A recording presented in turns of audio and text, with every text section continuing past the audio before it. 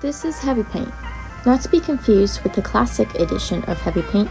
The difference is that this one is more modern, and quite frankly, it does make a good difference. HeavyPaint is a free art app that's essentially built for raw digital painting. As always, the app likes to start you off directly on the canvas. I'll start off by saying I really like the simplicity of the user interface, at least for this app. Anything that's in a box is adjustable and movable. It's very customizable, which I really like. There are a ton of buttons that I'm not really sure of, like show debug info, but if you're not interested in whatever that is, you can just ignore it, like I do with all the problems in my life.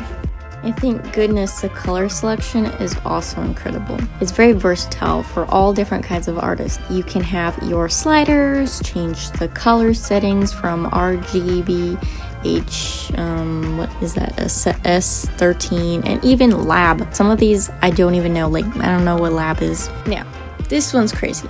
You can visit different versions of HeavyPaint within HeavyPaint. There's versions 3.3 and version 3.2, but use this carefully. I'm not gonna lie, I got stuck in one of these versions for a whole 3 minutes because I couldn't find a way back.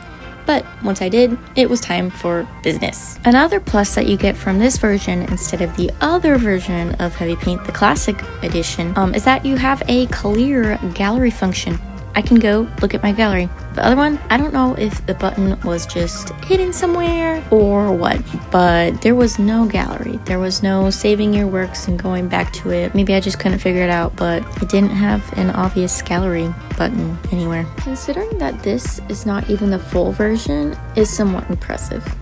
I believe it just means a more limited brush selection and maybe layers. I'm not so sure on the layers. I haven't personally tested out that theory yet. However, there is one slight downgrade to not getting the full version. I learned this later, after I had already finished my art project. You can't export as a PNG or a JPEG for free. You have to get the full version. Or you could screenshot, or you can export it as a GIF or GIF or GIF, whatever you want to call it, which I ended up doing in the end. The customizability doesn't stop there. You can change just about every single brush. The shape, color noise, color jitter, decay, opacity, and so much more. It was a little overwhelming for my little Procreate mind. And look, you can resize the canvas, unlike the other version. Yes, thank you so much. Look, it's so pretty. Look at that little puesto, little baby puesto. Oh, so cute. And then I found this really cool dry oil brush, which it had a really interesting effect. I had no intentional direction for my art to go. I was just playing around and seeing where the flow led me, and it basically led me here. Isn't it spooky? It low-key reminds me of some old, like, found footage children's show or something like that, which, when I felt that, I just kind of tried to go on from there. The autosave function works remarkably well. I went ahead and saved it manually. Don't even need to bother manually saving it or anything. Honestly, my favorite part is the cat. Don't worry, she's just in her creepy phase. She'll grow out of it. Once you finish your piece, you can watch the replay rather easily.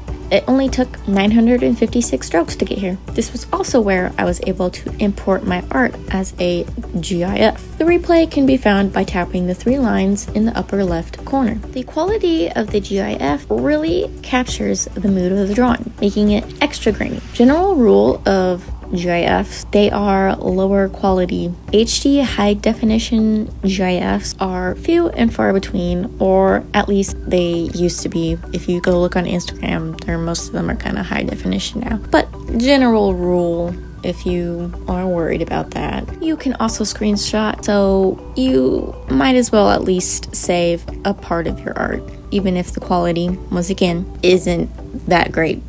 Overall, HeavyPaint is pretty good. Not many art apps have this level of customizability, which makes it a more competitive edge in the art app world. But the fact that you cannot really export your own art unless you buy the full version isn't a great feeling. All you get for free in the brushes is rather good. Most of the locked brushes are not very necessary looking. Would I trade the full version of HeavyPaint for Procreate? Nah, but it could be the right fit for you if you like everything in its own place and easy accessibility for brush set. Hope this was helpful. If you personally have used HeavyPaint and notice I've missed anything that's rather important, well, you can keep that to yourself. It'll be our little secret.